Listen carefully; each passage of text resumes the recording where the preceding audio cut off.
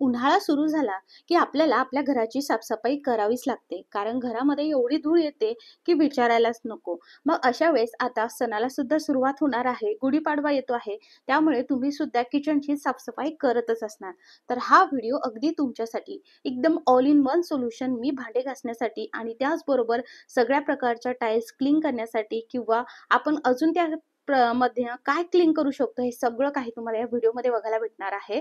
तर तुम्ही बघू शकता की अॅल्युमिनियमची भांडी किती चिकट चिवट झालेली आहे, स्टीलची भांडी सुद्धा काळपट चिकट चिवट झालेली आहे. तर तुम्ही जर किचन अगदी एकदाच काढलं असेल ना, रोज हे करायचं गरज नाही आहे. पण आपण जे ठेवणीतले भांडे असतात ते ठेवून देत असतो रॅकवरती, तर काय होतं, त्याला भरपूर धूळ होत असते. जर तुम्ही ट्रॉली मध्ये ठेवत असाल तरी सुद्धा ते चिकट होतात. मग अशा वेळेस जर आपण जे डिशवॉश लिक्विड वापरतो किंवा साबण वापरतो, ते वापरल्यामुळे काय होतं की ते खूप घासावं लागतं, मग निघतं. मग जर तुम्ही किचनची डीप क्लिनिंग करत असणार तर हा व्हिडिओ नक्की बघा आणि हे सोल्युशन नक्की ट्राय करा. सगळ्यात पहिले आपल्याला लागणार आहे इकडे एक मोठा चमचा मी घेतलेला आहे, ते म्हणजे शॅम्पू. जो शॅम्पू तुम्ही वापरता तो तुम्हाला घ्यायचा आहे. त्यानंतर घ्यायचा आहे डिशवॉश लिक्विड 3 चमचे. 1 चमचे शॅम्पू, 3 चमचे आपल्याला डिशवॉश लिक्विड लागणार आहे. जर तुम्ही साबण वापरत असणार तर साबण इकडे तुम्ही ग्रेट करून घेऊ शकता, किंवा त्याऐवजी तुम्ही कम्फर्टेबल असाल तर तुम्ही इकडे वॉशिंग पावडर किंवा लिक्विड डिटर्जंटचा वापर सुद्धा करू शकता. तुम्हाला सगळे ऑप्शन मी सांगितले. हा व्हिडिओ तुम्ही कोणत्या गावातून किंवा शहरातून बघत आहात मला कमेंटमध्ये नक्की सांगा, म्हणजे मला तुमचे आभार मानता येईल आणि आपला व्हिडिओ कुठपर्यंत पोहोचला आहे हे सुद्धा मला कळेल. यानंतर आपण यामध्ये टाकत आहोत 1 मोठा चमचा भरून बेकिंग सोडा, आणि जर तुमच्याकडे बेकिंग पावडर असेल तर अर्धा चमचा इकडे नक्की टाका. आणि जर तुमच्याकडे एक इनोचं सॅचे असेल तर ते तुम्ही टाकलं तरी चालेल. मी एका ऑप्शनला तुम्हाला भरपूर असे ऑप्शन देत आहे, जे तुमच्याकडे अवेलेबल असेल ते टाका. पण यामध्ये बेकिंग सोडा टाकणं हे कंपल्सरी आहे. जसं आपण यामध्ये बेकिंग सोडा टाकतो त्यानंतर आपल्याला घ्यायचा आहे लिंबू. आता लिंबू कशा पद्धतीने स्टोअर करायचं याचा व्हिडिओ ऑलरेडी मी तुमच्यासोबत शेअर केला, या व्हिडिओच्या शेवटी तुम्हाला मिळेल. त्यामुळे आता तुम्ही बघू शकता हिरवे लिंब यायला लागलेले आहे, त्यामध्ये जास्त रस सुद्धा नसतो. आणि आता आमच्या इकडे भाव 10ला 2 झालाय. तुमच्या इकडे काय लिंबाचा भाव चालू आहे मला कमेंटमध्ये नक्की सांगा. आणि अजून जरी तुमच्या इकडे लिंबाचा भाव कमी असेल तर पटकन स्टोअर करून नक्की ठेवा. तर अर्धा लिंबू मी यामध्ये व्यवस्थितरित्या पिळून घेतलेला आहे, लिंबाचा रस टाकलेला आहे. आता तुम्ही बघू शकता या सगळ्यांची एकमेकांसोबत रिॲक्शन व्हायला सुरुवात होते आणि हे फसफसायला लागतं. तर हे एकदम कॉन्सन्ट्रेटेड सोल्युशन आपलं तयार झालेलं आहे. एवढ्यामध्ये तुमचे किचन मधली सगळी भांडे साफ होतात. आपल्याला यामध्ये ना थोडंसं डायल्यूट सुद्धा करायचं आहे, पण हे कॉन्सन्ट्रेट आपण बनवून घेतलेलं आहे.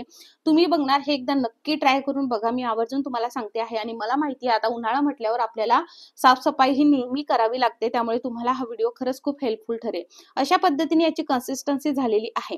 आता जेव्हाही तुम्हाला हे वापरायचं असेल तर काय करायचं, या सोल्युशन मध्ये थोडंसं पाणी टाकायचं. अगदी एकदमही पतलं करायचं नाही, पाणी टाकायचं आणि व्यवस्थितरित्या आपल्याला हे सोल्युशन अशा पद्धतीने तयार करायचं.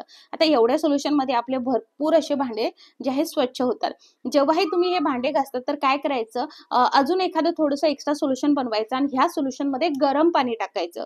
थोडंसं तुम्ही पातळ ते सोल्युशन केलं तरी चालेल. आणि ते जे काही भांडे आहेत ना खूप चिकट चिवट झालेले, किंवा तुम्ही किचन साफ करण्यासाठी काढलं असेल तर काय करायचं, ते बकेट भरून करायचं सोल्युशन यामध्ये टाकायचं आणि या भांड्यांवरती टाकून ठेवलं तर काय होतं, त्याला 5 ते 10 मिनिटं भिजत ठेवायचं, जेणेकरून काय होतं त्यावरचा जो चिकट चिवटपणा आहे तो पूर्ण निघण्यास मदत होते. आणि मग ह्या सोल्युशनने तुम्ही साफ करू शकता. तुम्ही बघू शकता मी जास्त काहीच घासत नाहीये, एकदम जबरदस्त सोल्युशन आहे. मी तुम्हाला नक्की सजेस्ट करेल, तुम्ही नक्की ट्राय करा. आणि जर हा व्हिडिओ आवडला तर लाईक करा, सबस्क्राईब करा आणि बेल आयकॉन नक्की ऑल करा. आणि हा व्हिडिओ जर तुम्ही फेसबुकवर बघत असणार तर लाईक करा आणि फॉलो करा. पूर्ण काळपट थर निघलेला आहे, किती चिकट चिवट झालेलं हे पूर्ण झाकण होतं ते पूर्ण निघालेलं आहे. पहिले काय व्हायचं की मी ना एकदम ताराची घासणी वापरत होते, त्यामुळे ना यावरती स्क्रॅचेस पडलेले आहे, बाकी काहीच नाहीये. तेवढं एवढं माहिती नव्हतं. तर स्टीलच्या भांड्याला तर तुम्हाला जास्त कष्टच घ्यायचे काम नाही, इझिली त्याचा काळपट थर सुद्धा निघतो. मी तुम्हाला जवळून दाखवणार आहे की कशा पद्धतीने या सोल्युशनने याचा थर निघतो. जेवढेही तुमच्या घरात भांडे असेल ना सगळे एक वेळ याने नक्की ट्राय करा. आणि अॅल्युमिनियमची भांडी तर अवश्य. जर तुमच्या स्टीलच्या भांड्यांना काळे निळसर डाग झाले असेल तर अशा वेळेस हे नक्की एकदा ट्राय करून बघा. सो तुम्ही बघितलं कसं काळपट असं हे झालेलं आहे. आता मी हे व्यवस्थितरित्या सगळे भांडे साफ करून घेते आहे. आता आपण हे एक सोल्युशन बनवलं तर किचनच नाही किंवा किचन मधील भांडेच नाही तर तुम्ही अजून काय काय साफ करू शकता, विथ लाईव्ह रिझल्ट मी तुम्हाला यामध्ये दाखवणार आहे. तर काय होतं, जो मसाला दाणीचा डब्बा आहे तो सुद्धा आपण रोज रोज नाही घासत, पण पुसून तर घेतला पाहिजे, पण कधी टाइम नाही मिळत. सो तो सुद्धा फार चिकट होतो, कारण आपण जेव्हा फोडणी देतो तर आपले हात त्याला लागतात, म्हणून ते फ्रिक्वेंटली जास्त ना घाण होत असतो. तर अशा पद्धतीने तुम्ही तो सुद्धा करू शकता याने साफ. आणि त्याचबरोबर तेलाची जी केटली असते ती सुद्धा याने अवश्य जी आहे क्लीन करून बघा. ती फार चिकट-चिवट झालेली असते ना, तर अवश्य एकदा ट्राय करून बघा. हे सोल्युशन थोडंसं टाकायचं केटलीमध्ये आणि गरम पाणी टाका. तुम्ही बघणार तुम्हाला जास्त कष्ट घ्यायची काम पडणार नाही. तुम्ही बघू शकता किती चकचकीत अशी भांडे चमकायला लागलेली आहेत. अवश्य एकदा नक्की ट्राय करून बघा. आता जेव्हाही तुम्ही किचनची भांडे साफ करता याने व्यवस्थित करता, तर काय करायचं, जर तुमच्याकडे ट्रॉली असेल तर लगेच कपड्याने पुसून लगेच ठेवायची नाही. असं केल्याने ना झुरळ फार होतात. कधीही त्याला ना ड्राय होऊ द्यायचं अगदी. अशा पद्धतीने तुम्ही ड्राय करा आणि नंतरच तुमचे भांडे ट्रॉलीजमध्ये ठेवा किंवा रॅक असेल तर त्यामध्ये ठेवा. आणि उन्हाळा सुरू आहे त्यामुळे उन्हामध्ये, कडकडीत उन्हामध्ये नक्कीच तुम्ही अगदी अर्धा तास जरी ठेवलं तर भांडे खूप व्यवस्थितरित्या ड्राय होऊन जातात. तर अशा पद्धतीने आपली भांडी ना व्यवस्थितरित्या क्लीन झालेली आहे. किती घाण झालेला होता हा डब्बा, हा सुद्धा व्यवस्थित मसालेदानीचा डब्बा स्वच्छ निघालेला आहे. त्यामुळे ऑल इन वन आहे. बाथरूमचे टाइल्स साफ करण्यासाठी सुद्धा तुम्ही याचा वापर करू शकता. आता चला, याचा वापर अजून कशासाठी करू शकता, लाईव्ह रिझल्ट दाखवते. आता बघा उन्हाळा सुरू झाला आहे त्यामुळे भरपूर धूळ येते. तर तसंच काहीचं गॅलरीचं बघा, खूप घाण झाली होती गॅलरी. मग म्हटलं चला तुमच्यासोबत शेअर करते. तर जिथे तुम्ही घासणीचा वापर करू शकता ती अशा पद्धतीने सोल्युशनने घासून घ्यायचा आहे. पण जर वरचा भाग तुम्ही बघितला तर तो फार खरखरीत असा आहे.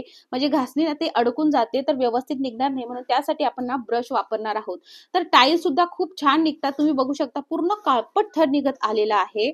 तुम्ही ना हप्ताभरातून एकदा अशा पद्धतीने गॅलरी नक्की साफ करून बघा. आणि उन्हाळ्यात आपल्याला गॅलरी तर रोजच धुवावी लागते. तर रोज आपण खालचा फ्लोर धुतो, पण मात्र जो काही वरची भिंत असते ती धुण्यास आपण विसरतो. त्यामुळे उन्हाळ्यात आवर्जून अशा पद्धतीने साफ करून बघा. तुम्ही बघू शकता किती घाण ही झालेली आहे. जर तुम्हाला हा व्हिडिओ आवडला तर तुमच्या मित्रपरिवारासोबत नक्की शेअर करा. आणि अजून तुम्हाला कशा रिलेटेड व्हिडिओ हवा आहे हेही मला कमेंटमध्ये नक्की सांगा. आता तुम्ही बघू शकता वरचा भाग सुद्धा फार काळपट झालेला आहे. इथे नेहमी काय होतं की पाणी पडतं आणि ते काळं होतं आणि त्यावरती धूळ साचते, त्यामुळे ते काळपट असा होऊन जातो. तर अशा पद्धतीने सोल्युशनमध्ये ब्रश बुडवायचा. जुना पुराणा ब्रश आपल्याकडे असतो ना तोच घ्यायचा. असा एखादा ब्रश तर ठेवायचा आणि घासून घ्यायचं. अगदी खरखरीत सरफेस सुद्धा व्यवस्थित क्लीन होतो. बिफोर कंडिशन तुम्ही बघू शकता खूप घाण झालेली आहे. अशा पद्धतीने एकदा अवश्य ट्राय करून बघा. सेम पद्धतीने तुम्हाला बाथरूमच्या टाइल्स असतील किंवा मग गॅस ओटा असेल किंवा गॅस ओट्याच्या मागची जी भिंत असते तिथे फोडणीमुळे खूप घाण होते, चिकट-चिवट होते. ती सुद्धा तुम्ही याने साफ करू शकता अशा पद्धतीने. त्यामुळे म्हटलं ऑल इन वन सोल्युशन आहे. टॉयलेट असेल, टॉयलेट मीन्स कमोड असेल किंवा बेसिन असेल, सगळं काही तुम्ही याने साफ करू शकता. खूप घाण झालेलं असेल तर फक्त 2 मिनिटं रेस्टिंग पिरियड द्यायचा आहे. रिझल्ट तुमच्या समोर आहे. एकदम क्लीन निघालेलं आहे.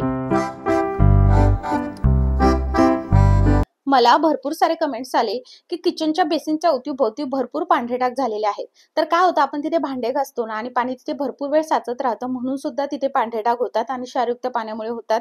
त्यामुळे हे सोल्युशन तुम्ही नक्की वापरा. 2 ते 3 मिनिट रेस्टिंग टाईम द्या आणि अशा पद्धतीने तुमच्यासमोर तुम्हाला डिफरन्स दिसेल. एकदम जबरदस्त आहे. नक्की एकदा ट्राय करून बघा. आता बघा मी सेम पद्धतीने खालची टाइल्स सुद्धा व्यवस्थित साफ करून घेते आहे. डायल्यूट करून घ्यायचं आहे. जर तुम्हाला बाथरूमच्या टाइल्स वगैरे हे साफ करायचे असेल, कॉन्सन्ट्रेट वापरायची खरंच गरज नाही आहे. आणि जेव्हाही तुम्ही अशा पद्धतीने साफ करता तुम्हाला खरंच डिफरन्स दिसेल.